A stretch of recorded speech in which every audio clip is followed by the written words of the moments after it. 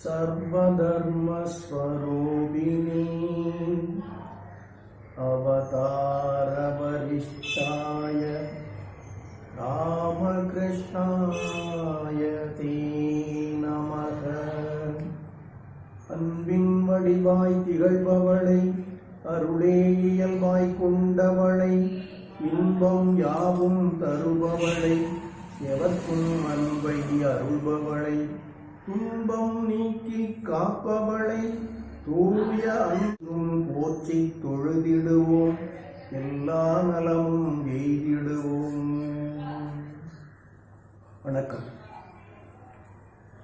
பகவான் ஸ்ரீ ராமகிருஷ்ணரின் அமுத மொழிகளிலே ஒன்று. இந்த உலகத்தில் எப்படி வாழ வேண்டும், எல்லாவற்றையும் இறைவனுக்கு அர்ப்பணம் செய்துவிட்டு நீயும் அவனை சரணடைந்து விடு, அப்போது உனக்கு துன்பமே இருக்காது. இதுதான் அந்த அமுத மொழி. வையகத்தில் வாழும் முறை என்ன என்பதனை இந்த அமுத மொழி அற்புதமாக நமக்கு எடுத்து விளக்குகிறது. நமக்கென்று இருக்கின்ற அனைத்தையும் இறைவனுக்கென்று அர்ப்பணித்து விட வேண்டும், நம்மையும் அவனிடத்திலேயே ஒப்படைத்து விட வேண்டும். அப்படி வாழுகின்ற போது எந்த துன்பமும் இந்த உலகில் நம்மை அணுகாது என்று அவர் கூறுகின்றார். கீதையிலே பகவான் ஸ்ரீ கிருஷ்ணரும் இதே கருத்தை கூறியிருப்பதை நாம் அடிக்கடி கேள்விப்படுகின்றோம். வேறு எதிலும் சிந்தையை செலுத்தாதவர்களாய், என்னையே சிந்திப்பவர்களாய், உள்ளன்போடு என்னை வழிபடுகின்றவர்கள் யாரோ அவர்களுடைய நலத்திற்கு நான் பொறுப்பு ஏற்றுக்கொள்ளுகின்றேன் என்று பகவான் கிருஷ்ணர் கீதையிலே சொல்லியிருக்கின்றார். எண்ணற்ற சிந்தனைகள் எப்போதும் நம்மை ஆக்கிரமித்துக் கொண்டிருக்கின்றன. அவை அனைத்தையும் ஒதுக்கி வைத்துவிட்டு எந்த சிந்தனைக்கும் இடம் கொடுக்காமல் இறை சிந்தனையிலேயே பொய்ந்திருக்க வேண்டும் என்று இதிலே பகவான் கூறுகின்றார். வேறு எந்த சிந்தனைக்கும் இடம் கொடுக்காதவர்களாய், என்னையே சிந்தித்துக் கொண்டிருப்பவர்களாய், எத்தொழிலை செய்தாலும் ஏது அவத்தைப்பட்டாலும் முக்தர் மனமிருக்கும் மோனத்தே என்று சொல்கின்றார்கள் அல்லவா? அதுபோல உலகியல் சார்ந்த கடமைகள் ஒரு புறம் நாம் செய்து கொண்டே இருந்தாலும் கூட உள்ளத்தில் அதனால் எந்த சுவடும் இருக்கக்கூடாது. யாரும் சுவடு படாமல் ஐயார் அடைகின்ற போது என்று அப்பரடிகள் கூறுவது போல உலகியல் சுவடு ஒரு சிறிதும் உள்ளத்தை பாதிக்காத வண்ணம் பார்த்து கொள்ள வேண்டும். எப்போதும் என்னையே சிந்தித்துக் கொண்டிருக்க வேண்டும். அப்படி யார் வாழ்ந்து கொண்டிருக்கின்றார்களோ அவர்களுடைய வாழ்க்கைக்கான பொறுப்பை நான் ஏற்றுக்கொள்ளுகின்றேன், அவருடைய யோக க்ஷேமங்களை நான் ஏற்றுக்கொள்ளுகிறேன் என்று பகவான் சொல்கிறார். இதுதான் ஆன்மீக வாழ்க்கையினுடைய சார். உலகில் பிறந்த ஒவ்வொருவருக்கும் பல கடமைகளும் பொறுப்புகளும் இருந்து கொண்டுதான் இருக்கும். அவற்றை நிறைவேற்றுகின்ற பொழுது மனத்தில் பலவிதமான சஞ்சலங்கள் ஏற்படும், சில சமயங்களில் சோர்வு ஏற்படும், சலிப்பு ஏற்படும். இப்படி பல்வேறு விதமான உணர்வுகள் மனிதனை அலைக்கழித்துக் கொண்டிருக்கின்ற போது அவன் வாழ்க்கை என்பது ஒரு பரட்டுத்தன்மை படைத்ததாக மாறிவிடுவது போல தோன்றும். ஆனால் அது உண்மை அல்ல. உன் கடமைகளை நீ செய்து கொண்டே இரு, அதே சமயத்தில் உன் உள்ளத்தை எனக்கு உரிமையாக்கி விடு. அப்போது உன் கடமைகள் சரியாக அமைவதற்கும் அவற்றால் உனக்கு எந்த விதமான பாதிப்பும் ஏற்படாமலும் நான் உன்னை பார்த்துக் கொள்கின்றேன், யோகக்ஷேமங்களுக்கு நான் பொறுப்பேற்றுக் கொள்கின்றேன் என்று சொல்கிறார். ஸ்ரீமத் பாகவதத்தில் சொல்லப்படுகின்ற கருத்துக்களிலே இது ஒரு முக்கியமான கருத்தாக பகவானுடைய மகிமைகளும் பெருமைகளும் ஒரு புறம் பேசப்பட்டுக் கொண்டு வரும்போது அந்த பகவான் எப்படி பக்தர்களை பாதுகாக்கின்றார், ஏன் பக்தி செலுத்த வேண்டும், பக்தி செலுத்துவதனால் என்ன பயன் கிடைக்கிறது என்று கேட்கின்ற பொழுது பக்தியின் முடிவு இறைவனை அடைவது என்பது எல்லாருக்கும் தெரியும். ஆனால் அந்த முடிவான குறிக்கோளை எடுத்த எடுப்பிலேயே அடைந்து விடுவது எல்லாருக்கும் இயலாத ஒன்றாக இருக்கின்ற காரணத்தினால் அதுவரையிலும் நீ மற்ற கடமைகளையும் செய்து கொண்டே இரு, ஆனால் கவலைக்கு இடம் கொடுக்காதே என்று பகவான் சொல்கிறார். நெஞ்சில் கவலை நிதமும் பயிராக்கி அஞ்சி உயிர் வாழ்தல் அறியாமை, தஞ்சமென்றே வையமெல்லாம் காக்கும் மகாசக்தி நல் அருளை ஐயமரப்பற்றல் அறிவு என்று மகாகவி பாரதியும் பாடியிருக்கின்றார். நெஞ்சில் கவலை நிதமும் பயிராக்கி. கவலை ஒன்று ஏற்பட்டு விட்டால் அது மேலும் மேலும் பெருகி வளர்ந்து கொண்டே இருக்கும். நிலத்திலே பயிர் செய்கின்ற பொழுது அந்த பயிர் பன்மடங்காக பெருகி வளர்வது போல ஒரு கவலை ஏற்பட்டால் அதிலிருந்து 10 கவலைகள், அவற்றிலிருந்து 100 கவலைகள், இப்படி 1000 கவலைகள் பெருகிக்கொண்டே போவதை ஒவ்வொரு மனிதரும் வாழ்க்கையில் உணர்கின்றார். அதுதான் நெஞ்சில் கவலை நிதமும் பயிராக்கி என்று பாரதி சொல்லியிருக்கிறார். ஆனால் அப்படி பயிராக்கி வாழ்வது அறியாமை என்று சொல்லுகிறார். ஏன் கவலைக்கு இடம் கொடுக்க வேண்டும்? ஒரு கவலை அதை தொடர்ந்து மற்றொரு கவலை, இப்படி மேலும் மேலும் மேலும் கவலையை பெருக்கிக் கொண்டே வாழ்வது என்பது அறியாமையின் பார்ப்பட்டதாகும். நெஞ்சில் கவலை நிதமும் பயிராக்கி அஞ்சி உயிர் வாழ்தல் அறியாமை. ஆனால் எப்படி வாழ வேண்டும்? தஞ்சமின்றி வையமெல்லாம் காக்கும் மகாசக்தி நல் அருளை ஐயமறப்பற்றல் அறிவு. ஒரு சிறிதும் சந்தேகத்திற்கு இடம் கொடுக்கக்கூடாது.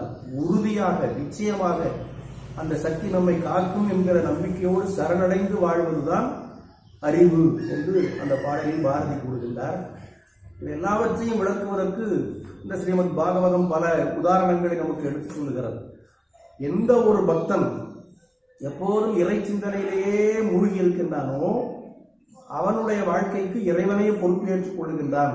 அவன் தன்னை பாதுகாத்துக் கொள்வதற்கு தனியாக முயற்சி ஏதும் செய்ய வேண்டிய அவசியம் இல்லை என்பதை பாகவதம் அறிவுறுத்துகின்றது. அதற்கான எடுத்துக்காட்டுகளாக சில வரலாறுகள் அதிலே நாம் பார்க்கின்றோம். முக்கியமான ஒன்று பிரகலாதனுடைய வரலாறு. பிரகலாதன் என்ற அந்த மனிதனை பற்றி பக்தி சாஸ்திரங்கள் பரவலாக பேசுகின்றன. பக்தியிலே பல வகையாக சொல்வார்கள் பெரியோர்கள். குறிப்பாக பகவான் ஸ்ரீ ராமகிருஷ்ணர் வைதி பக்தி, பிரேம பக்தி என்று சொல்வார். 2 விதமான பக்திகளை பற்றி. எது வைதி பக்தி என்றால், கடவுளினிடத்தில் பக்தியை நாம் வளர்த்துக் கொள்வதற்காக சில சாதனங்களை மேற்கொள்வது, முறையாக பயிற்சி செய்து பக்தியை நாம் வளர்த்துக் கொள்வது ஒன்று. இது வைதி பக்தி என்று சொல்லப்படும். இன்னும் ஒன்று, எந்த சாதனையும் செய்ய வேண்டிய அவசியம் இல்லாமல், யாருடைய அறிவுரைக்கும் அவசியம் இல்லாமல் இயல்பாகவே பக்தி பெருக்கெடுத்து வந்து கொண்டிருக்கும். பிறக்கின்ற போதே அவன் பக்தி உணர்வோடு பிறக்கின்றான். வளர வளர பக்தி வளர்ந்து கொண்டே இருக்கிறது. பக்தியை தவிர அவன் வாழ்க்கையில் வேறு எதற்கும் இடம் இருப்பதில்லை. பகவானை நினைக்கின்ற போதே அவனுடைய கண்களில் நீர் பெருக்கெடுத்து வரும். அவனுடைய உள்ளமெல்லாம் உருகி போய்விடும். என்புருகி அப்படியே நைந்து போய்விடுவான். என்புருகி நெஞ்சமெல்லாம் இழகி நிற்கின்ற ஒரு நிலை என்று தாய்மானவர் சொல்வார். அது போன்ற நிலை, அதுதான் பிரேம பக்தி என்று சொல்வது. அவன் தன்னை பற்றி நினைக்க மாட்டான், தன் உறவினர்களை பற்றி நினைக்க மாட்டான், தன் உற்றார்களை பற்றி நினைக்க மாட்டான், இந்த உலகை பற்றி கூட நினைக்க மாட்டான். எதையும் அவன் நினைப்பது கிடையாது. எப்போதும் கடவுள் கடவுள் கடவுள் என்று, அப்படி கடவுளை நினைக்கிறோம் என்று திட்டமிட்டு கூட நினைப்பதில்லை. அது இயல்பாக நடைபெற்றுக் கொண்டிருக்கிறது. அந்த நிலையில் அவனுடைய செயல்கள் எல்லாம் உலக மக்களுக்கு வினோதமான செயல்களாக காணப்படும். பகவான் ஸ்ரீ ராமகிருஷ்ணன் தட்சிணேஸ்வரம் காளி கோயிலிலே அன்னை காளிக்கு பூஜை செய்த போது அப்படிப்பட்ட ஒரு பக்தி நிலையிலே தான் இருந்தார். அதனால் அவருடைய செயல்களை மக்களால் புரிந்து கொள்ள முடியவில்லை. அதை போன்ற ஒரு நிலையைத்தான் பிரேம பக்தி என்று சொல்கிறார்கள். அந்த பிரேம பக்திக்கு எப்போதும் எடுத்துக்காட்டாக சொல்லக்கூடிய ஒரு மாமனிதன் தான் இந்த பிரகலாதன். அவன் அசுரனாக பிறந்தான், ஆனால் அமர நிலையிலே நிலை பெற்றிருந்தான். அந்த பிரகலாதன் எவ்வளவு துன்பங்களை அனுபவித்த போதும் அந்த துன்பங்களை எல்லாம் அவன் துன்பமாக கருதவே இல்லை. ஆனால் அவனை பாதுகாக்கின்ற பொறுப்பை பகவான் ஏற்றுக்கொண்டார். இதுதான் ஸ்ரீமத் பாகவதம் சொல்கின்ற ஒரு செய்தி. பிரகலாதனை பற்றி நாம் பார்க்கின்ற போது எப்படி இந்த வரலாறு நிகழ்ந்தது என்பது பார்த்தால் கொஞ்சம் வேடிக்கையாகவும் வினோதமாகவும் கூட இருக்கும். பகவான் வாழ்ந்து கொண்டிருக்கக்கூடிய அந்த வைகுண்டம் அல்லது பரமபதம் என்று சொல்லப்படுகின்ற விஷ்ணு லோகத்திலே பாதுகாப்புக்காக 2 காவலர்கள் எப்போது இருப்பார். வாயு காவலர்கள், துவாரபாலகர்கள் என்று சொல்வார்கள். ஜெயம் விஜயம் என்று அவர்களுக்கு பெயர். அவர்கள் தங்களுடைய கடமையை எப்போதும் தவறாமல் செய்து கொண்டிருப்பவர்கள். இந்த பிரம்மகுமாரர்கள் என்று சொல்லப்படக்கூடிய 4 பேர் நம்முடைய புராணங்களில் அடிக்கடி பார்ப்போம். சனகர், சனந்தனர், சனாதனர், சனத்குமாரர் என்று சொல்லப்படுகின்ற 4 பேர். அவர்களும் இது போல இப்போது நாம் எப்படி பிரகலாதனை பற்றி பார்த்தோமோ அதை போல அவர்களும் எப்போதுமே உயர்ந்த மனநிலையில் இருக்கக்கூடியவர்கள். எந்த உலகத்திற்கும் போய் கொண்டிருப்பார்கள், யாரை வேண்டுமானாலும் பார்ப்பார்கள். ஆனால் அவருடைய மனம் எப்போதும் இறை சிந்தனையிலே தோய்ந்திருக்கும். ஒரு முறை அவர்கள் பகவான் திருமாலை சந்திப்பதற்காக விஷ்ணு லோகத்திற்கு சென்றார்கள். சின்ன சிறு பாலகர்களை போன்ற தோற்றத்தோடு சென்றார்கள்.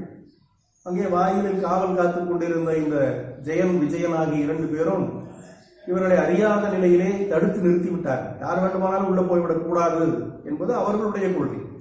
அதனால இப்போது உள்ள போகக்கூடாது என்று தடுத்து நிறுத்திவிட்டார்கள். இந்த 4 பேருக்கு ரொம்ப ஆச்சரியமாக இருந்தது. இது போன்ற ஒரு அனுபவம் அவர்களுக்கு ஏற்பட்டதில்லை. அவர்கள் எங்கு வேண்டுமானாலும் செல்வார்கள், யாரிடத்தில் வேண்டுமானாலும் பேசுவார்கள். எப்போதும் அவர்கள் அந்த உயர்ந்த நிலையில் இருப்பதனால் யாருமே அவர்களை தடுத்து நிறுத்தியது கிடையாது. எந்த விதமான இடையூறும் அவர்களுக்கு ஏற்பட்டது கிடையாது. இப்போது முதல் முறையாக இந்த அனுபவம் அவர்களுக்கு ஏற்பட்ட போது ஆச்சரியமாக இருந்தது. கொஞ்சம் கோபம் வந்து விட்டது. கோபம் என்றால் அவர்களுக்காக அல்ல, பகவான் இருக்கக்கூடிய இடம் எப்போதும் எல்லாருக்கும் பொதுவான இடம் தானே. எந்த விதமான பாகுபாடும் இல்லாமல் எல்லாரையும் சமமாக கருதக்கூடிய ஒரு இடம்தான் இறைவனுடைய சந்நிதி. அந்த இடத்தில் நீங்கள் இருந்து கொண்டு இப்படிப்பட்ட ஒரு வேற்றுமை உணர்வுக்கு இடம் கொடுத்து விட்டீர்கள் அல்லவா? இப்படி வேற்றுமை உணர்வுகள் நிறைந்திருக்கின்ற ஒரு இடம் எது என்றால் பூ உலகம் தான். அந்த பூ உலகத்திலே நீங்கள் போய் பிறப்பீர்களாக என்று சாபம் கொடுத்து விட்டார்கள். இப்போது அவர்கள் அதிர்ச்சி அடைந்து விட்டார்கள். பகவானிடத்தில் முறையிட்டார்கள். பகவானும் அதை ஒன்றும் மாற்ற முடியாது, உயர்ந்த பக்தர்கள் கொடுக்கின்ற சாபத்தை நான் ஒன்றும் செய்ய முடியாது என்று சொல்லிவிட்டார். இருந்தாலும் ஒரு விதமாக ஒரு பேச்சுவார்த்தை எல்லாம் நடந்து 3 தடவை பிறகு எடுத்தால் போதும். ஏன்னா ஒரு தடவை பிறகு எடுத்து விட்டால் மீண்டும் மீண்டும் பிறந்து கொண்டே இருக்க வேண்டியதாகிவிடும். அப்படிப்பட்ட ஒரு நிலைக்கு நாம் ஆளாகி விடுவோமோ என்ற அச்சம் அவர்களுக்கு ஏற்பட்ட போது அந்த சனகாதியர்களே ஒரு வரம் கொடுத்தார்கள். நீங்க 3 தடவை பூமியில போய் பிறந்தால் போதும், அதன் பிறகு மீண்டும் உங்களுடைய இருப்பிடமாகி இந்த இடத்திற்கு வந்து விடலாம் என்று சொன்னார்கள். அதன்படி அவர்கள் 3 முறை அசுரர்களாக பிறக்க நேர்ந்தது. அதுல முதலாவது ஹிரண்யகசிபு, ஹிரண்யாட்சம் என்கின்ற சகோதரர்களாக, அடுத்தது ராவணன், கும்பகர்ணன் என்கின்ற சகோதரர்களாக, அடுத்தது சிசுபாலம், தந்தவக்திரம் என்கின்ற மனிதர்களாக இப்படி பிறந்தார்கள். இவர்களில் ஹிரண்யகசிபு என்பவனுடைய மகனாக பிறந்தவன் தான் பிரகலாதன். அந்த ஹிரண்யகசிபுவும் அவன் சகோதரனாகிய ஹிரண்யாட்சனும் தேவர்களுக்கும் மக்களுக்கும் எப்போதும் இடையூறு விளைவித்துக் கொண்டே இருப்பார்கள். கடவுளுக்கு எதிரான செயல்களில் ஈடுபட்டுக் கொண்டிருப்பார்கள்.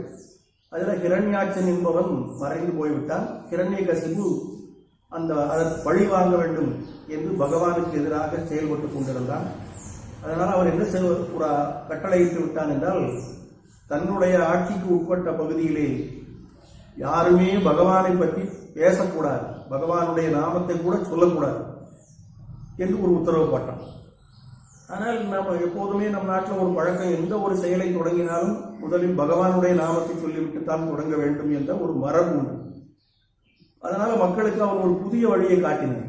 ஓம் நமோ நாராயணாய என்று சொல்வதற்கு பதிலாக ஓம் நமோ ஹிரண்யாய நமக என்று அவனுடைய பெயரையே சொல்லிவிட்டான். அவன் தான் கடவுள் என்று சொல்லிவிட்டான். மக்களும் அதற்கு அடிபணிந்து வாழ்ந்து கொண்டிருந்தார்கள். அந்த நிலையிலே தான் இந்த பிரகலாதன் பிறந்தான். அந்த பிரகலாதன் பிறக்கின்ற போதே பகவானிடத்தில் பக்தி கொண்ட ஒரு குழந்தையாகத்தான் பிறந்தான். அதற்கு காரணம், அவன் தாயின் வயிற்றில் இருக்கின்ற பொழுதே சந்தர்ப்ப சூழ்நிலைகள் காரணமாக பகவானுடைய பெருமைகளை அந்த தாய் கேட்கும்படி ஆயிற்று.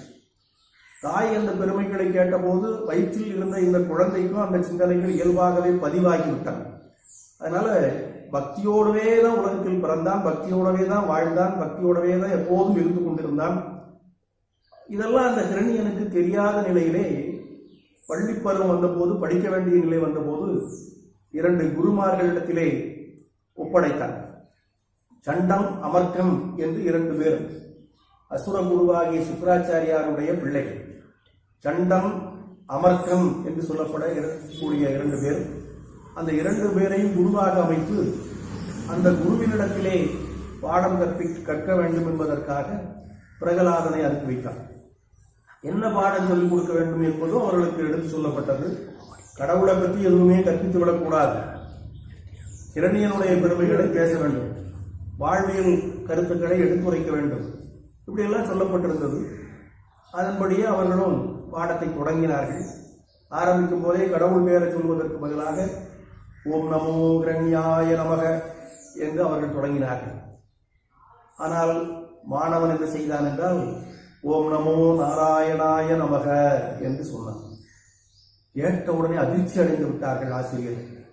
சொல்லக்கூடாத வார்த்தையை அவன் சொல்லுகின்றானே, இதனால் விளையக்கூடாத விளைவு ஏற்பட்டு விடுமோ என்று அஞ்சி நடுங்கினார்கள். அப்பா என்ன சொல்லுகிறாய், இந்த வார்த்தையை எங்கே கற்றுக்கொண்டாய், சொல்லக்கூடாத வார்த்தையை நீ சொல்லிவிட்டாயே என்று பதறி போய்விட்டார். பிரகலாதன் சிரித்தான். இதுவா சொல்லக்கூடாத வார்த்தை? உலகிலேயே சொல்ல வேண்டிய வார்த்தை இது ஒன்றுதானே. இந்த உலகில் இருக்கக்கூடிய ஒவ்வொரு மனிதனும் எப்போதும் இறை நாமத்தை இடையறாது உச்சரித்துக் கொண்டிருக்க வேண்டும் என்பதுதானே உண்மை. அதற்கு மாறாக பேசுகிறீர்களே நீங்கள் என்று வருத்தத்தோடு ஆசிரியர்களுக்கு அவன் எடுத்து சொன்னான்.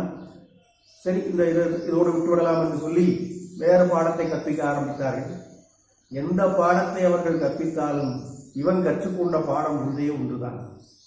கற்றதனால் ஆய பயன் என்கொல் பாலறிவன் நற்றால் தொழார் என்று வள்ளுவர் சொல்வது போல அவன் அந்த குருகுலத்திலே கற்பிக்கப்பட்ட பாடத்தை விட அவன் கற்றுக்கொண்ட பாடம்தான் அதிகம். அது என்ன என்றால் கடவுளை பற்றி சிந்திப்பது, கடவுளை பற்றி தியானிப்பது, கடவுளினுடைய நாமத்தை ஓதுவது, கடவுளை பற்றி பாடுவது, இப்படியே அவன் நாட்களை கழித்துக் கொண்டிருந்தான்.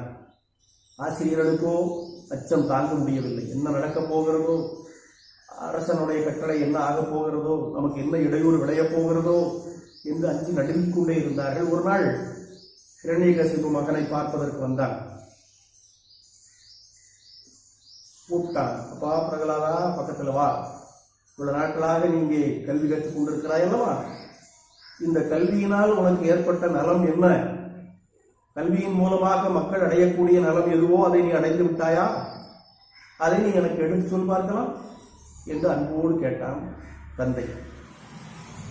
மகன் அருகில் வந்தான். வந்து நிற்கிற போதே அவன் கண்களில் நீர் பெருகியது இறை சிந்தனையின் காரணமாக. தந்தையை அப்படியே பார்த்தான். இந்த கல்வியினால் என்ன நலத்தை நான் பெற்றேன் என்றுதானே கேட்கிறாய் தந்தையே? நான் இந்த கல்வியினால் அல்ல, இதற்கு முன்பே நான் இதை கற்றுக்கொண்டு விட்டேன், அதைத்தான் இங்கும் தொடர்ந்து கற்றுக்கொண்டிருக்கிறேன். நலந்தரும் சொல்லை நான் கண்டு கொண்டேன், நாராயணா என்னும் நாமம் என்று சொன்னான். இது கேட்ட உடனே தந்தை அப்படியே அவன் பற்றி எரிய ஆரம்பித்தது. என்ன, எந்த சொல்லை யாரும் சொல்லக்கூடாது என்று நாம் சொல்லி வைத்திருக்கின்றோமோ அந்த சொல்லை நம்முடைய மகனே சொல்லுகின்றான், அதுவும் நம்மிடத்திலேயே சொல்லுகின்றான். இது என்ன விபரீதம் என்று என்ன சொன்னார்?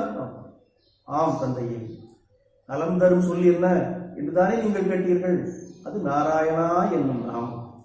அந்த கடவுள்தான் எல்லா நலத்திற்கும் காரணமாக இருப்போம். ஒரு மனிதன் கடவுள் சிந்தனையிலே இருக்கின்ற பொழுது அவன் அடைய வேண்டிய நலம் அத்தனையும் அவனுக்கு வந்து வாய்த்து விடுகிறது. இதுதான் நான் கண்ட உண்மை, நான் கற்ற கல்வியும் இதுதான், கற்கப் போகின்றதும் இதுதான் என்று சொல்ல சொல்ல கிரணியனுக்கு கடும் கோபம் ஏற்பட்டு விட்டது. என்ன செய்வதென்றே அறியாதவனாக திகைத்திருந்தான் சிறிது நேரம். அதன் பிறகு ஆசிரியர்களை அழைத்தான். என்ன கல்வி கற்றுக் கொடுத்திருக்கிறீர்கள்? இதுவா நான் உங்களுக்கு சொன்ன கட்டளை என்று கேட்டான். இல்லை, நாங்கள் எவ்வளவோ முயற்சி செய்து பார்த்தோம் அரசே, ஆனால் உங்கள் பையன் பிரகலாதன் அவன் போக்கிலேயே போய்கொண்டிருக்கிறான். நாங்கள் சொல்வதை அவன் காது கொடுத்து கேட்பதே இல்லை. அவன் எப்போதும் இப்படித்தான் பேசிக் கொண்டிருக்கிறான், பேசக்கூடாத பேச்சை பேசுகிறான், செய்யக்கூடாத செயல்களை செய்கிறான். நாங்கள் என்ன செய்வதென்றே தெரியவில்லை, எங்களை மன்னித்து விடுங்கள் என்று கேட்டுக்கொண்டார். சரி போட்டோம், இனிமேலாவது அவருக்கு நல்ல புத்தி வருவதற்கு முயற்சி செய்யுங்கள் என்று சொல்லிவிட்டு போய்விட்டான் ஹிரண்யம். மீண்டும் இவர்கள் முயற்சி செய்து கொண்டிருந்தார்கள். ஆனால் எந்த முயற்சியும் என்ன செய்யும்? அவன் பிறந்ததே அதற்காகத்தான. பக்தி என்பது எப்படி இருக்கும் என்பதை இந்த உலகிற்கு காட்டுவதற்காக தோன்றியவன் தான் பிரகலாதன். அவனை யார் மாற்றி அமைக்க முடியும்? அவன் மேலும் மேலும் அந்த பக்தி உணர்விலே ஆழ்ந்து மூழ்கி கொண்டிருந்தான். முன்பு இருந்ததை விட இன்னும் அதிகமான பக்தி தான் அவனை ஆட்கொண்டது. அதனால் ஆசிரியருடைய முயற்சிகள் அத்தனையும் தோல்வி அடைந்து விட்டன. சிறிது நாட்களுக்கு பிறகு மீண்டும் ஹிரண்யகசிபு வந்தான். இப்போது நம்முடைய மகன் கொஞ்சமாவது திருந்தி இருப்பானா, நல்ல வழிக்கு வந்திருப்பானா, நம்முடைய விருப்பத்தை நிறைவேற்றக்கூடியவனாக ஆகியிருப்பானா என்று அறிந்து கொள்ள வேண்டும் என்ற ஆர்வத்தோடு வந்தான். வந்து மகனை அழைத்தான்.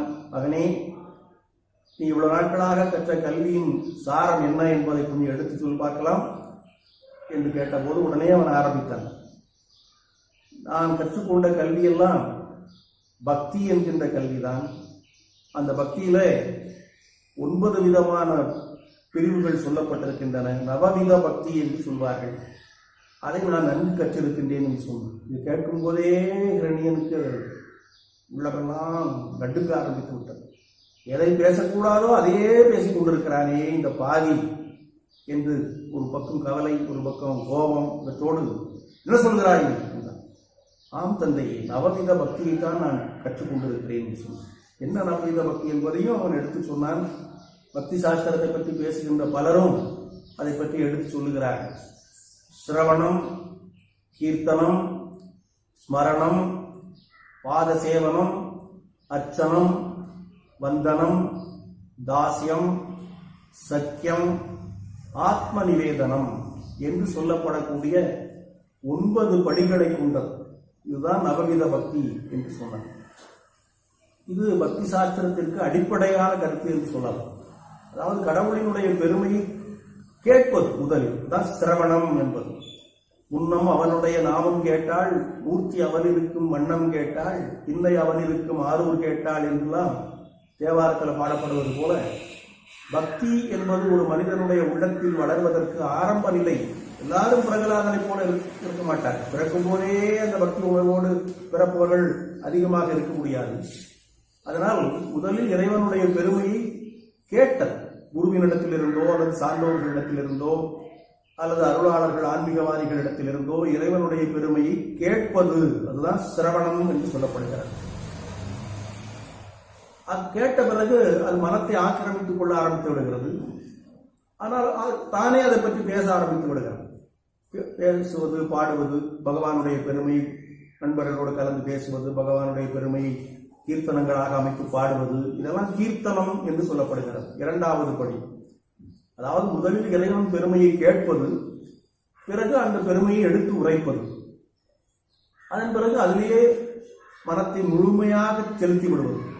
பேசும்போதும் கேட்கும் போதும் மட்டும் அல்லாமல் தனிமையில் அமர்ந்திருக்கின்ற போது கூட எப்போதும் ஸ்மரணம், ஸ்மரித்துக் கொண்டிருத்தல், அதையே நினைத்துக் கொண்டிருத்தல், எப்போதும் கடவுளை பற்றிய எண்ணமே மனத்தில் நிறைந்திருக்குமாறு செய்தல், அதுதான் ஸ்மரணம் என்று சொல்லப்படுவது.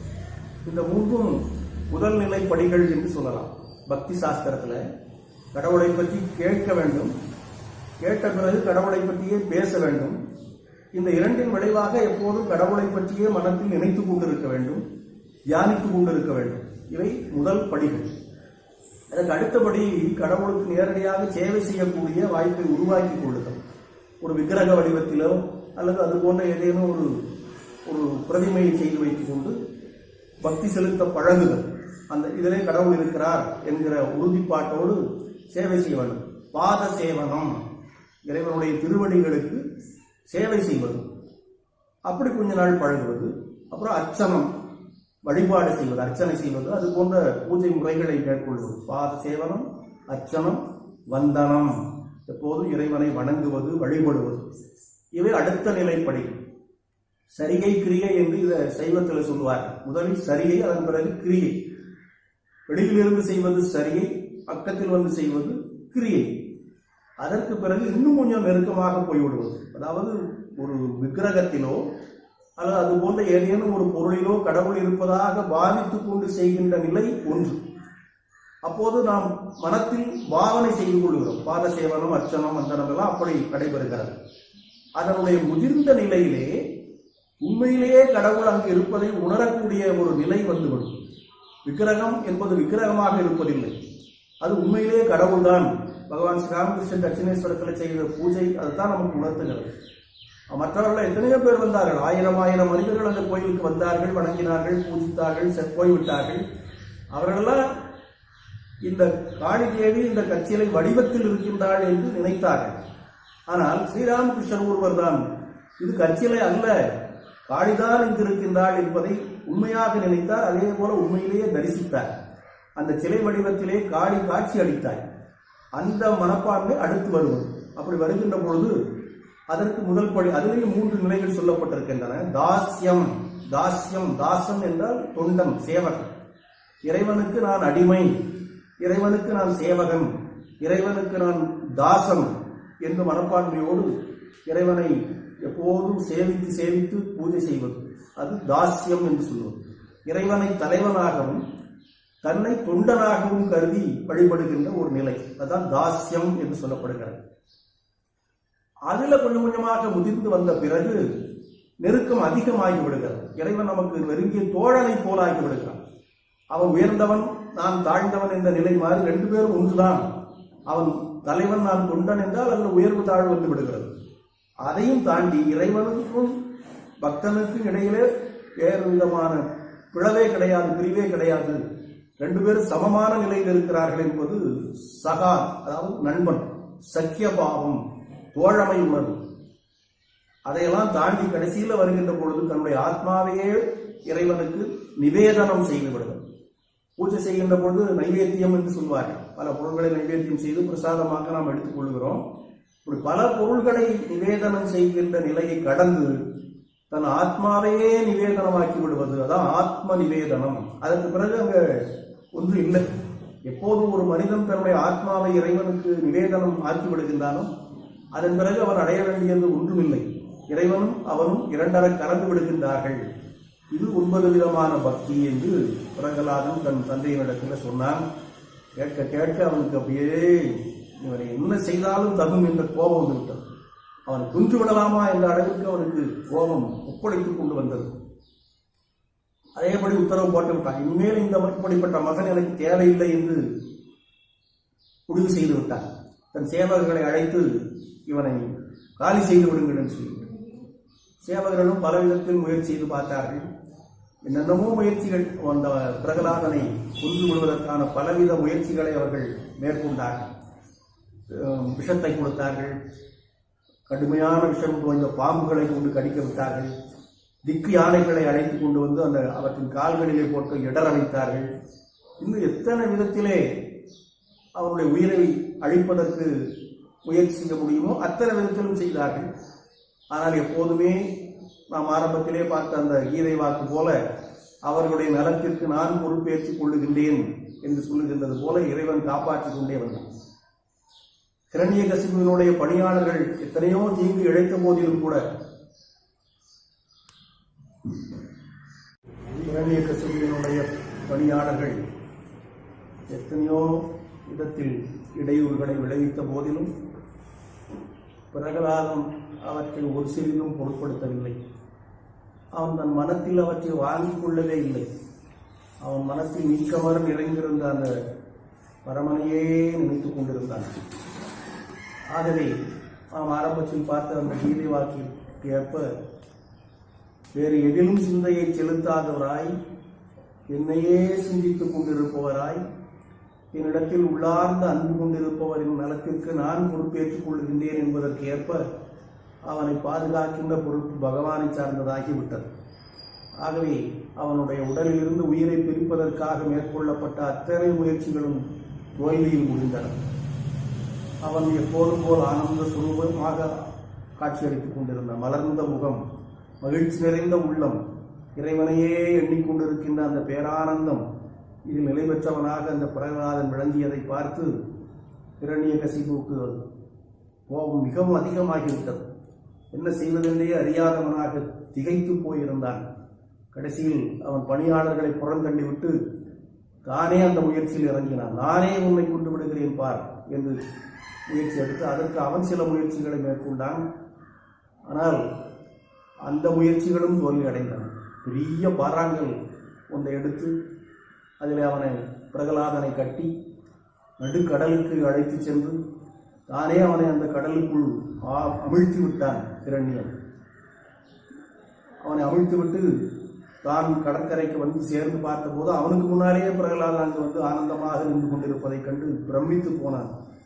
என்ன செய்தாலும் இவனை ஒன்றும் செய்ய முடியவில்லையே என்ற தவிப்பு அவனை என்ன செய்வது என்று தெரியாத நிலைக்கு ஆளாக்கிவிட்டது.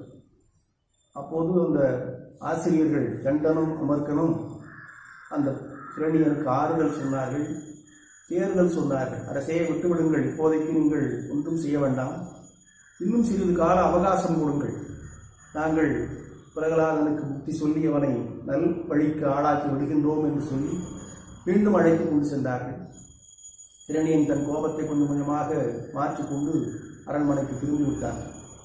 மீண்டும் குருகுல வாசம் தொடங்கியது.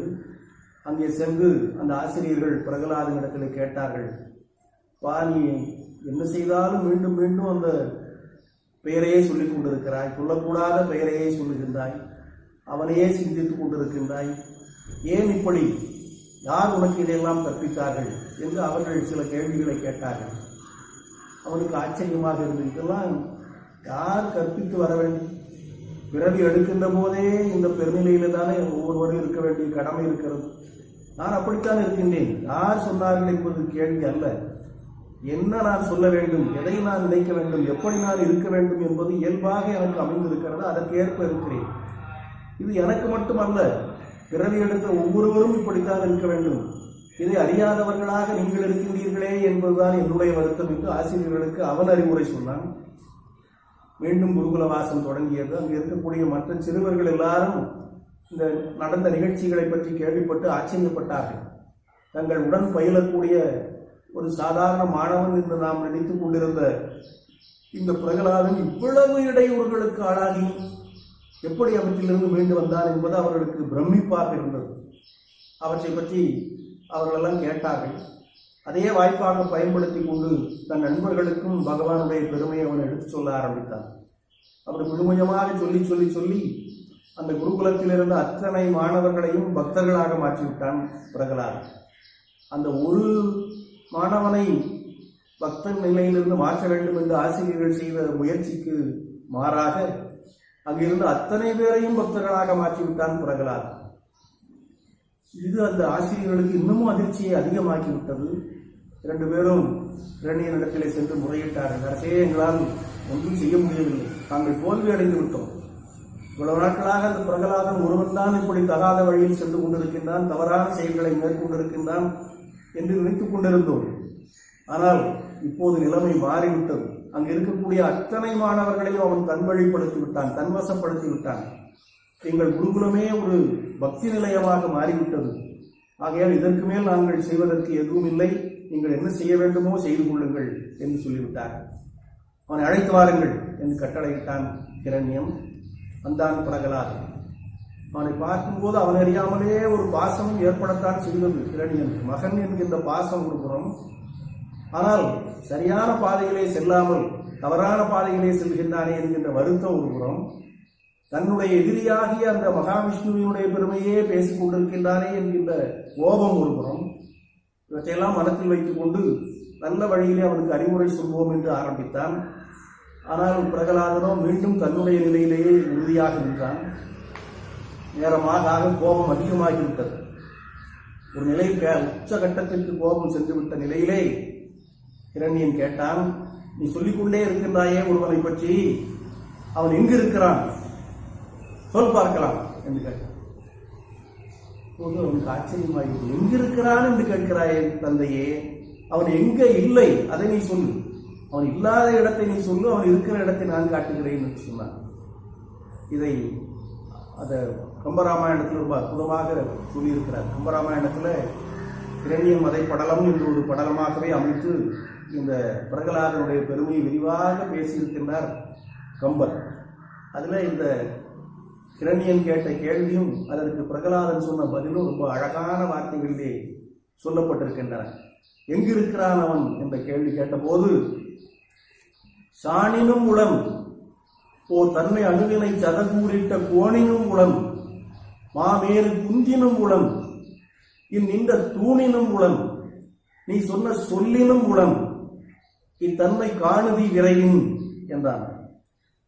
ரொம்ப அற்புதமான ஒரு பாடல். பகவான் எங்கிருக்கிறான் என்ற கேள்விக்கு அவன் எங்கே இல்லை என்ற பதில் சொல்வது போல அமைந்துவிட்டது. இதில் இன்னும் ஒரு சிறப்பு இருக்கிறது. என்னவென்றால், பொதுவாக வைஷ்ணவம் என்பது அத்வைத கோட்பாட்டிற்கு முரணானது என்று சிலர் சொல்வார். வைஷ்ணவ சித்தாந்தமும் அத்வைத வேதாந்தமும் ஒன்றுக்கு ஒன்று முரணானவை என்ற ஒரு கருத்து நிலவுகிறது.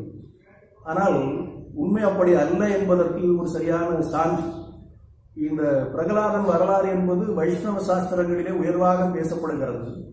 அந்த வைஷ்ணவ கோட்பாட்டை சொல்ல ஆரம்பிக்கின்ற போது அது முடிவில் அத்வைதத்தில் போய் முடிவது போல இந்த கம்பர் பாடியிருக்கிறார். எங்கே இருக்கிறான் அவன் என்று கேட்கிறாயே, அவன் ஒரு சாணினும் உளம். இந்த உலகம் எவ்வளோ பெரியதாக இருக்கின்றது, அதில் ஒரு சான் அளவிற்கு ஒரு இடத்தை எடுத்துக்கொண்டால் அந்த இடத்திலும் அவன் இருப்பான். பகவான் இல்லாத இடமே இல்லை, அவன் எங்கும் நீக்கமர நிறைந்திருக்கின்றான் என்பது ஒரு கோட்பாடு. அங்கு இங்கு எனாதபடி எங்கும் பிரகாசமாய் ஆனந்த பூர்த்தியாகி அருளோடு நிறைந்ததுதான் பரம்பொருள் என்று சொல்வார்கள். அவ்வளவு பெரிய அந்த பரம்பொருள் ஒரு சான் அளவுக்கு ஒரு இடம் இருந்தால் அதுல கூட அவன் இருப்பான். சாணினும் உளம். அது மட்டுமல்ல, தன்மை அணுவினை சத கூறு இட்ட கோணினும் உளம். அணு அணு என்று சொல்வார்கள். இப்போதுதான் நம்முடைய விஞ்ஞானிகள் எல்லாம் அணுவை கண்டுபிடித்திருப்பதாக பலர் சொல்கிறார்கள். ஆனால் அந்த காலத்திலேயே கம்பராமாயணத்தில் பேசப்படுகிறது அணுவை பற்றி. ஓர் அணு என்பது என்ன? ஒரு பொருளை பிரித்து பிரித்து பிரித்து இதற்கு மேல் பிரிக்கவே முடியாது என்கின்ற நிலையில் இருக்கக்கூடிய ஒரு சிறிய பகுதி தான் அணு. அது நம்முடைய கண்ணுக்கு கூட தெரியாது. அந்த அணுவை சத கூறிட்ட அதை 100ஆக பிரிப்பது. அணு என்பதே அதற்கு மேல் பிரிக்க முடியாது என்கின்ற அளவில் அமைந்திருப்பது. அந்த ஓர் அணுவை 100ஆக பிரிப்பது, சத கூறிட்ட ஒரு அணுவை 100ஆக பிரித்து அதில் ஒரு பங்கை எடுத்துக்கொண்டால் அதுலையும் இந்த நீ சொல்லுகின்ற அந்த நாராயணன் இருப்பான். தன்மை அணுவினை சத கூறிட்ட கோணினும் மூலம். கோன் என்றால் ஒரு அணுவிலே 100ல் ஒரு பங்கு, அதுல கூட அந்த நாராயணன் இருப்பான். சதகூறிட்ட கோணினும் மூலம் மாமேறு குன்றினும் மூலம். அவ்வளவு நுணுக்கமாக இருக்கக்கூடிய அதே பகவான் பிரம்மாண்டமான மலையிலும் அவன் தான் இருக்கின்றான். மாமேறு குன்றினும் மூலம். நீ சொன்னாயே இந்த தூண் காட்டினாயே இங்க இருக்கிறானா என்று கேட்கிறாய். இந்த தூணினும் மூலம். நீ சொன்ன சொல்லினும் மூலம். நீ இப்போ அவன் இருக்கிறானா, எங்க இருக்கிறான், காட்டு காட்டு என்று சொல்கிறாய். இப்படி உன்னை பேச வைப்பவனும் அவன் தான். உன்னுடைய சொல்லிலும் கூட அவனே தான் இருக்கின்றான். இதை நீயே காண்பாய் என்று சொன்னான். இதை விட அத்வைதம் வேற என்ன இருக்கிறது?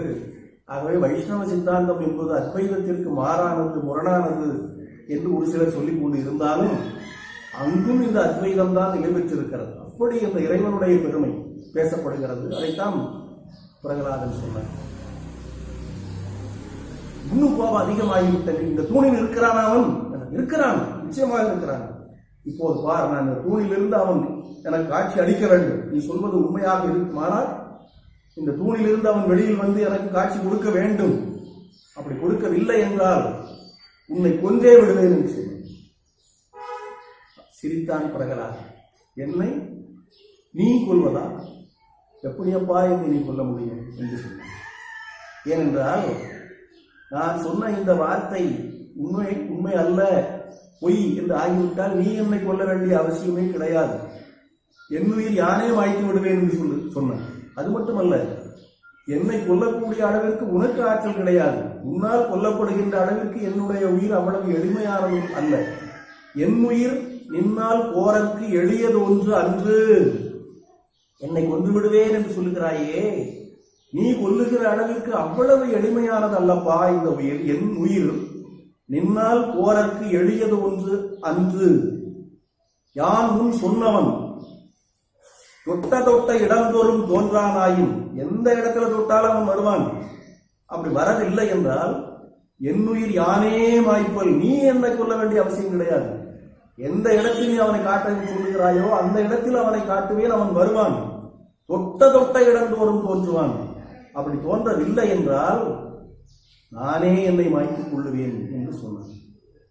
இதற்கு மேல் தாங்க முடியாத நிலையில் ஆவேசமாகி போனவனாக தன் கைகளால் ஓங்கி அந்த தூணை அறைந்தான் ஹிரண்யகசிபு.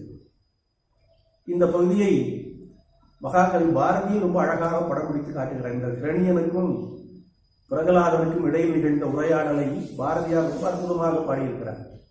சொல்லடா ஹரி என்ற கடவுள் எங்கே, சொல் என்று ஹிரணியன் தான் உரிமை கேட்ப, நல்லதொரு மகன் சொல்வான் தூணில் உள்ளான், நாராயணன் துரும்பில் உள்ளான் என்று சொன்னான். சொல் சொல் என்று கேட்கிறான். ஹரி என்ற கடவுள் எங்கே, சொல் என்று ஹிரணியன் உரிமை கேட்டான். அவன் உருமன். நல்லதொரு மகன் சொல்வான் தூணில் உள்ளான், நாராயணன் துரும்பில் உள்ளான் என்று சொன்னான். அவன் தூணிலும் இருக்கிறானப்பா, துரும்பிலும் இருக்கிறான். எல்லாவற்றிலும் இருக்கிறான். வல்ல பெரும் கடவுளிலா அணு ஒன்று இல்லை. ஒரு அணுவிலே கூட அவன் இருக்கிறான். கடவுள் இல்லாத ஒரு அணு கூட கிடையாது. வல்ல பெரும் கடவுளிலா அணு ஒன்று இல்லை. மகாசக்தி இல்லாத வஸ்து இல்லை. அல்லல் இல்லை, அல்லல் இல்லை, அல்லல் இல்லை. அனைத்துமே தெய்வம் என்றால் அல்லல் உண்டோ என்று அங்கேயும் அந்த அத்வைதத்தை மகாகவி பாரதி இந்த நிகழ்ச்சியை எடுத்துக்காட்டாக கொண்டு சொல்லுகிறார். வல்ல பெரும் கடவுள் இல்லா அணு இல்லை. அணுவும் கூட கிடையாது. அதற்கும் 100 பங்காகிய கோணிலும் அவன் உள்ளான் என்று கம்பன் பாடியதை அடிப்படையாக கொண்டு பாரதி பாடியிருக்கின்றார். இந்த கோபத்திலே தூணை ஓங்கி அறைந்த போது தூணிலிருந்து நரசிம்ம அவதாரமாக வெளிப்பட்டார் பகவான். பக்தனை பாதுகாக்க வேண்டிய பொறுப்பை ஏற்றுக்கொண்டு நரசிம்மமாக வெளிவந்து அந்த கிரணியனை எடுத்து வரம் செய்ய ஆரம்பித்தான். அப்போது அவன் பெற்றிருந்த வரமெல்லாம் பகவானுக்கு நன்றாக தெரியும். என்றால் எந்த காலத்திலும் தனக்கு அழிவு வந்துவிடக்கூடாது என்பதில் அசுரர்கள் மிக கவனமாக இருப்பார்கள். அதுக்கு ஏற்ப வரம் வாங்கிக் கொள்வார்கள்.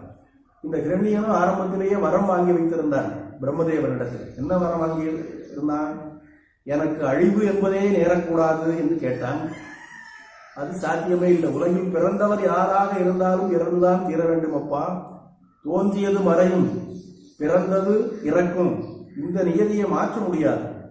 ஆகையால் அதை விட்டு வேறு வரம் கேள் என்று இறைவன் கேட்டபோது மிகவும் கவனமாக யோசனை பண்ணி கேட்ட. சரி, அப்படி என்றால் என்னுடைய மரணம் என்பது வீட்டுக்கு உள்ளேயும் நடக்கக்கூடாது, வீட்டுக்கு வெளியிலும் நடக்கக்கூடாது, பகலிலும் நடக்கக்கூடாது, இரவிலும் நடக்கக்கூடாது.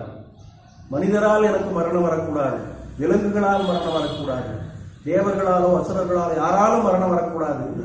எத்தனை விதத்திலே மரணம் வரக்கூடும் என்று யோசனை பண்ணி அதை எல்லாவற்றையும் பட்டியல் போட்டு இதில் எந்த வகையிலும் மரணம் வரக்கூடாது என்ற ஒரு வரத்தை வாங்கி வைத்திருந்தார். இப்போ பகவான் அந்த வரத்திற்கு முக்கியத்துவம் கொடுத்தார். இன்னொரு கடவுள் கொடுத்த வரத்தை நாம் ஒன்றும் மாற்றிவிடக்கூடாது என்று நினைத்தவர் போல இப்போது அந்த நேரத்தை பார்த்தார். பகற்பொழுது முடிந்து இரவு பொழுது தொடங்குவதற்கு முன்னாலே இருக்கக்கூடிய மாலை நேரம். பகலிலும் எனக்கு மரணம் வரக்கூடாது, இரவிலும் மரணம் வரக்கூடாது என்று கேட்டான் அல்லவா? இப்போது இது பகலா இரவா? பகலும் இல்லை, இரவும் இல்லை, சந்தியா வேளை. அவன் அந்த வாசலில் கொண்டு வந்து வாசற்படியில கொண்டு வந்து எடுத்து மடியில் போட்டு கொண்டான். வீட்டிற்கு உள்ளேயும் மரணம் வரக்கூடாது, வெளியிலேயும் மரணம் வரக்கூடாது. அந்த வாசற்படி என்பது வீட்டுக்கு உள்ளேயா வெளியிலானா எதுன்னு சொல்ல முடியாது. மனிதரால், தேவரால், விலங்குகளால், அசுரங்களால் வரக்கூடாது என்பதனால இப்போ பகவான் என்ன செய்தார் என்றால், நரசிம்மம் பாதி வடிவம், நரம் மனித வடிவம், பாதி வடிவம் சிங்க வடிவம். சிங்கமும் மனிதனும் கலந்த ஒரு வடிவம் நர சிம்மம். நரம் என்றால் மனிதன், சிம்மம் என்றால் சிங்கம். அதனால நரசிம்ம வடிவமாக எடுத்துக்கொண்டார். மனிதனால் மரணம் வரக்கூடாது, விலங்கினால் மரணம் வரக்கூடாது. இந்த நரசிம்மம் என்பது மனிதனா விலங்கா சொல்ல முடியாது, ரெண்டும் கலந்ததாக இருக்கிறது. ஆயுதங்களால் மரணம் வரக்கூடாது என்று வரம் வாங்கினதனால் நகத்தினால் அப்படியே கிழித்து எடுத்துவிட்டார். ஆகவே அவன் வாங்கி வைத்திருந்த வரங்களுக்கு எந்த ஒரு இடையூறும் ஏற்படாத வண்ணம் அவனை வரம் செய்துவிட்டான். இரணியன் அழிந்து போய்விட்டான். ஆனால் நரசிம்மனுடைய கோபம் அழியவில்லை, மறையவில்லை. யாரும் பக்கத்தில் வருவதற்கே பயப்படக்கூடிய அளவிற்கு உக்கிர நரசிம்மனாக காட்சியளித்தார். இப்போது தேவர்களெல்லாம் கேட்டுக்கொண்டதற்கு இணங்க நரசிம்மனை தன்னுடைய கோபத்தை தணித்துக் கொள்ள வேண்டும் என்று பிரகலாதன் தான் பக்கத்தில் போனான். பகவானே, உங்கள் கோபத்தை தணித்துக் கொள்ள வேண்டும், சாந்தமடைய வேண்டும், அமைதி கொள்ள வேண்டும் என்று கேட்டவுடனே அமைதி அடைந்தான். அப்போ உனக்கு ஒரு வரம் கொடுக்க விரும்புகிறேன் கேள் என்று கேட்டபோது அப்போதான் அவன் நன்மகன் எப்படி இருப்பான் என்பதை காட்டினான். என் தந்தை செய்த பாவத்தை நீங்கள் மன்னித்து விட வேண்டும் என்று கேட்டுக்கொண்டான். இவ்வளவு நாட்களாக அவர் எவ்வளவோ பாவங்களை செய்திருக்கிறார்களா, அவற்றையெல்லாம் மன்னித்து அருள வேண்டும் என்று கேட்டுக்கொண்டான். சரியப்பா, அப்படி ஆகட்டும் என்று வரம் கொடுத்து விட்டு அதன் பிறகு அந்த பிரகலாதனையே அந்த அசுர இனத்திற்கு அரசனாக்கி விட்டான் என்பது அந்த வரலாறு. ஆக பகவான் எப்படி பக்தர்களுடைய நலத்திற்கு பொறுப்பேற்றுக் கொள்கின்றார் என்பதை இந்த வரலாறு உணர்த்துகிறது. அதனால் யார் என்னையே சார்ந்திருக்கின்றார்களோ, என்னையே சிந்தித்துக் கொண்டிருக்கின்றார்களோ, வேறு எந்த சிந்தனைக்கும் இடம் கொடுக்காதவர்களாக இருக்கின்றார்களோ, அவர்களுடைய நலத்தை நான் பார்த்துக் கொள்ளுகின்றேன் என்ற அந்த வார்த்தையை பகவான் எப்போதும் நிரூபித்துக் கொண்டிருக்கிறார் என்பதற்கு வரலாறு எடுத்துக்காட்டாக அமைந்திருக்கிறது. இன்னொரு வரலாறு, அம்பரீஷன் என்ற ஒரு மன்னனை பற்றி சொல்லப்படுகிறது பாகவதத்தில். அவன் ஒரு அரசன், பக்தி நிறைந்த அரசன், எப்போதும் பகவானையே நினைத்துக் கொண்டிருப்பான். ஆட்சிக்குரிய கடமைகளை ஒருபுறம் செய்து கொண்டிருந்தால் எப்போதும் இறை சிந்தனை தான் அவனுடைய இதயத்தில் நிறைந்திருந்தது. எப்போதும் பூஜை செய்வான், வழிபாடு செய்வான், விரதங்கள் இருப்பான், மக்களுக்கு நன்மைகள் செய்வதிலேயே கவனமாக இருப்பான். நாட்டிலே பக்தி நெறி தழைத்தோங்க வேண்டும் என்பதற்காக அவன் பலவிதமான முயற்சிகளை மேற்கொண்டிருந்தான். அப்படி அவன் தொடர்ந்து விரதங்கள் இருந்து கொண்டு வரும்போது குறிப்பாக துவாதசி விரதம் என்கிற ஒரு விரதத்தை அவன் அடிக்கடி மேற்கொள்வான். ஒவ்வொரு துவாதசி, பொதுவாக ஏகாதசி விரதம் என்ற ஒன்றை பற்றி நாம் கேள்விப்படுகிறோம். அதை விடவும் முக்கியமானது துவாதசி விரதம் என்று சொல்வார்கள். ஏகாதசிக்கு அடுத்த நாள் துவாதசி நாள். அந்த ஏகாதசியிலிருந்தே தொடங்கி துவாதசி அன்றும் விரதம் இருந்து விரதத்தை நிறைவு செய்ய வேண்டும். அப்படி ஒரு தடவை ஒரு ஆண்டு முழுவதும் துவாதசி விரதம் மேற்கொள்வது என்று சங்கல்பம் செய்தான் அம்பரீஷ். அவனும் அவனுடைய பக்தி நிறைந்த மனைவியும் முறைப்படி விரதம் இருந்தார்கள். அந்த துவாதசி விரதத்தை நிறைவு செய்ய வேண்டிய நாள் வந்தது. அப்படி விரதத்தை நிறைவு செய்கின்ற போது அதிதிகள் யாராவது இருந்தால் நல்லது, அவர்களுக்கும் அந்த பகவானுடைய பிரசாதத்தை கொடுத்துவிட்டு அதன் பிறகு நாம் பிரசாதத்தை உண்பது புண்ணியம் என்பது ஒரு கோட்பாடு. அப்போது துர்வாசர் அங்கு வந்து சேர்ந்தார். நம்முடைய புராணங்கள்ல குறிப்பிடத்தகுந்த சிலர்களே இந்த துர்வாசர் உண்டு. கோபம் என்றால் துர்வாசர் என்று சாதாரணமாக சொல்லிவிடலாம். துர்வாசர் என்றாலே கோபம் அப்படின்னு சொல்லலாம். நல்ல முனிவர், நல்ல தபஸ்வி, ஆனால் எதற்கெடுத்தாலும் கோபம் வந்துவிடும். கோபம் வந்தால் உடனே சாபம், சாபம் கொடுத்தால் உடனே அதை நிறைவேறிவிடும். அதனால் துர்வாசர் என்கின்ற பெயரை கேட்டாலே எல்லாரும் அஞ்சி நடுங்கி கொண்டிருப்பார். அந்த துர்வாசர் இப்போது அம்பரீஷன் இருக்கிற இடத்திற்கு வந்து சேர்ந்தார். ஆனால் அம்பரீஷன் அதை பற்றியெல்லாம் அச்சம் கொள்ளவில்லை. துர்வாசர் வந்து விட்டாரே, என்ன செய்ய போறோம் என்றெல்லாம் அவன் நினைக்கவில்லை. நல்ல நேரத்தில் இவர் வந்திருக்கிறார். விரதத்தை பூர்த்தி செய்ய வேண்டிய நேரத்தில் ஒரு மகான் வந்திருக்கிறார். அதனால இந்த புண்ணியம் இன்னும் அதிகமாகத்தான் ஆகப் போகிறது என்று மகிழ்ச்சி அடைந்தான் அம்பரீஷ். துர்வாசரை வரவேற்று விரதத்தை நிறைவு செய்வதற்கு நீங்கள் அருள் புரிய வேண்டும் என்று கேட்டுக்கொண்டான். சரியப்பா, நான் என் சீடர்களோடு போய் ஆற்றில் குளித்து விட்டு வருகிறேன், வந்த உடனே நாம் விரதத்தை பூர்த்தி செய்து விடலாம் என்று சொல்லிவிட்டு போனார். போனவர் குளித்தார் குளித்துக் கொண்டே இருந்தார். எவ்வளவு நேரம் என்றே தெரியவில்லை. நீண்ட நேரம். முனிவர் என்றாலே இந்த ஜடாமுடிகள் நிறைய இருக்கும் அல்லவா, அதெல்லாம் போட்டு குளிப்பதற்கு நேரமாகிவிட்டதோ என்னமோ தெரியவில்லை. மிக நீண்ட நேரமாகிவிட்டது. துவாதசி முடியக்கூடிய நேரம் நெருங்கிவிட்டது. இந்த விரதம் இருக்கின்ற பொழுது இப்படி சில நியதிகள் இருக்கின்றன. அந்த நேரத்தை சரியாக பின்பற்ற வேண்டும். தொடங்குவது எப்போது, நிறைவு செய்வது எப்போது, இதெல்லாம் மாறிவிடாமல் பார்த்துக் கொள்ள வேண்டும் என்று நம்முடைய சாஸ்திரங்கள் கூறுகின்றன. இப்போது இந்த துவாதசி முடியக்கூடிய நேரம் பக்கமா வந்திருக்கு. இன்னும் சிறிது நாழிகை தான் இருக்கிறது. நாழிகை கூட இல்லை, அதை விட குறைவான நேரம் தான் இருக்கிறது. ஆனால் துர்வாசன் வரவில்லை. துர்வாசன் வராமல் விரதத்தை முடிக்க முடியாது.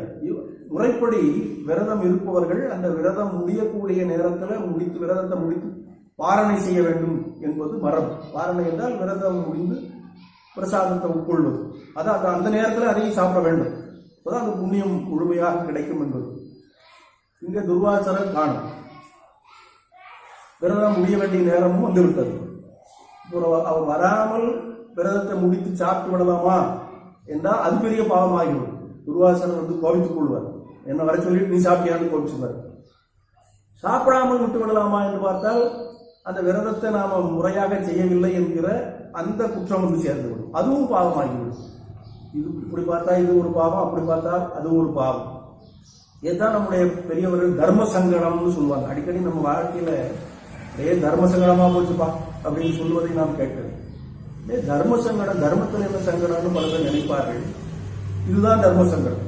அதாவது இரண்டு விதமான தர்மங்கள் இருக்கின்றன.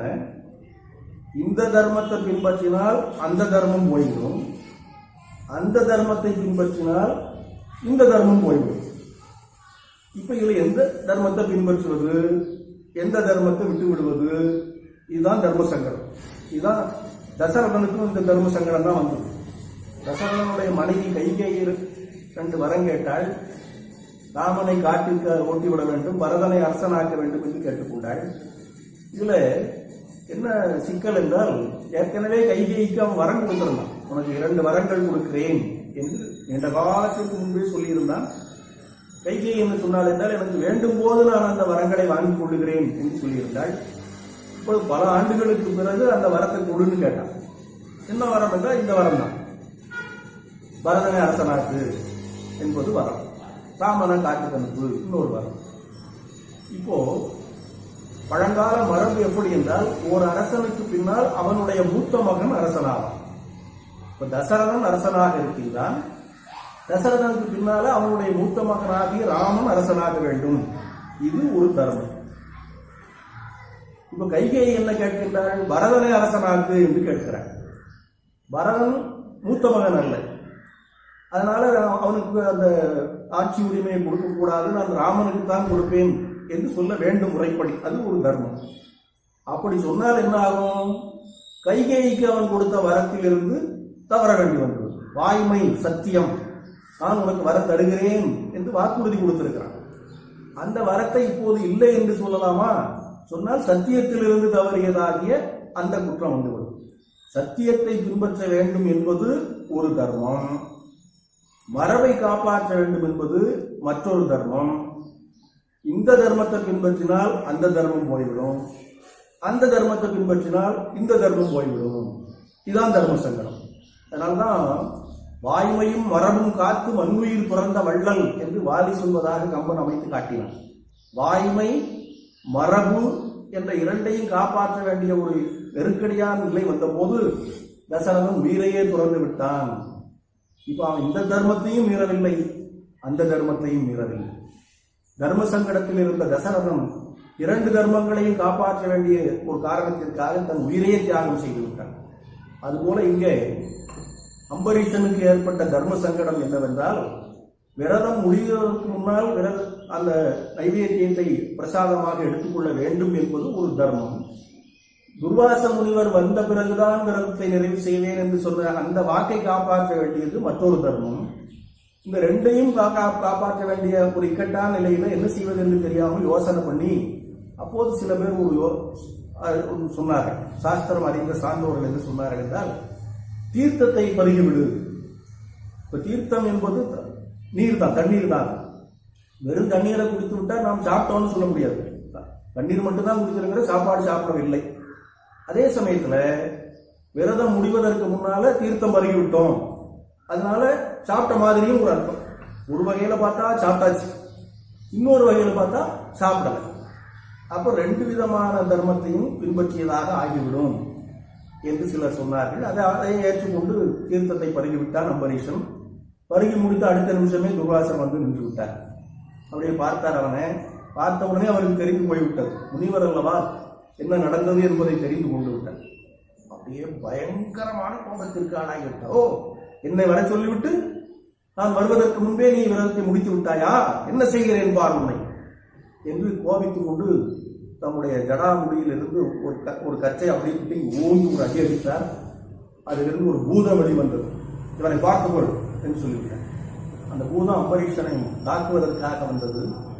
அம்பரீஷன் அதை பற்றியெல்லாம் கவலைப்படவில்லை. எப்படி பிரகலாதன் பல்வேறு இடையூறுகளுக்கு இடையிலும் இறைவனையே தியானித்துக் கொண்டிருந்தாலும் அதுபோல அம்பரீஷனும் பெருமாளையே தியானம் பண்ணி கொண்டிருந்தான்.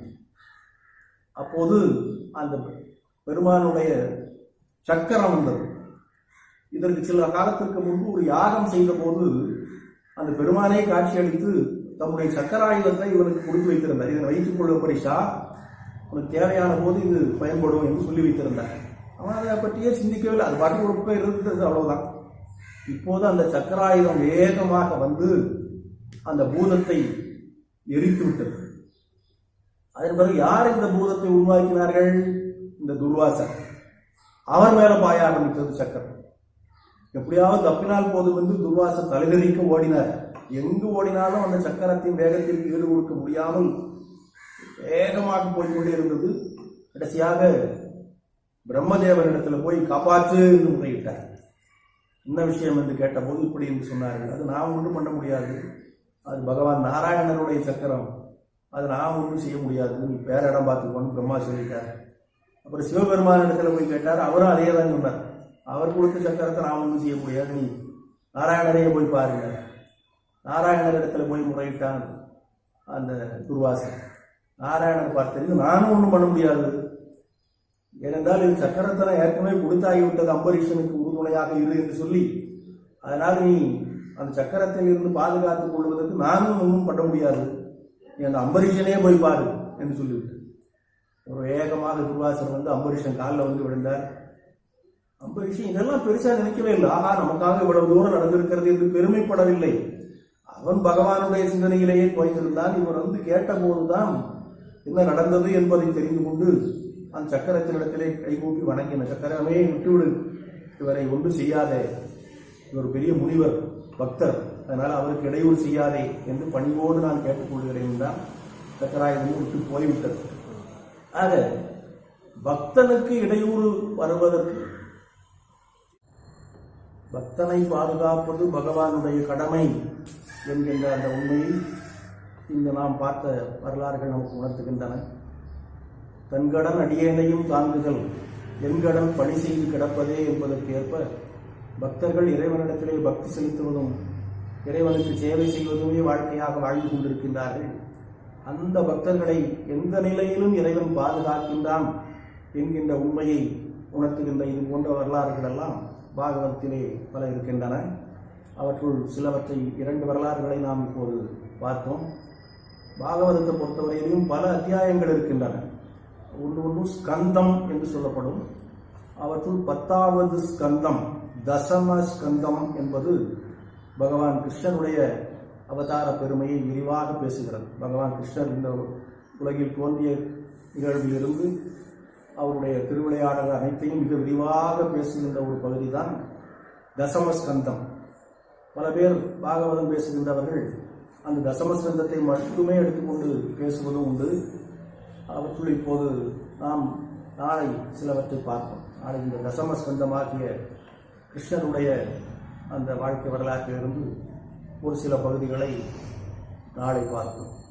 சீர்பெருகு வங்க நிலம் சிறக்க வந்து ஸ்ரீராமகிருஷ்ண பதம் சிறமேற்கொண்டு பார்ப்புகளும் வேதாந்த பயிர் வளர்த்தோம், பாரதத்தின் பெருமை எங்கும் பரவச் செய்தோம், வேர்பரிய எதிர்வாதம் விரித்து கூறி வீண்வாதம் செய்பவரை வாதில் வென்று வெற்றி தார் புனைந்த தவயோகி விவேகானந்தம் தாழ்வணிந்து வாழ்வோம் இத்தரணி மீனே.